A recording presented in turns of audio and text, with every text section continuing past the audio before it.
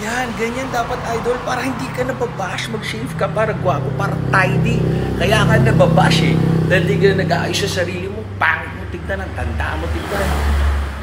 Tapos meron pa, akala ko addict siya na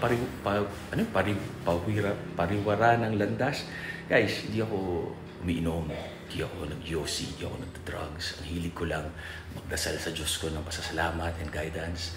Misis ko, tsaka working out, healthy lifestyle. Minsan-minsan kumakain ng unhealthy. Nakikisama kumbaga, nakikilugar, nakikibagan. Yung pampabash nyo, na-appreciate ko naman yan. Malungkot ang buhay kung wala yung bash nyo. Kailangan may reality check, self-improvement. Kasi minsan naman totoo yung sinasabi or bakit nila sinasabi yun? May reason always. There's always a reason. Walang coincidence. So, appreciate ko yung lahat, pati yung positive. Tapos meron pa, follow ko na to. Puro na lang negative. Guys, I try to spread positivity. Yung mga comment section dyan, yun lang yun.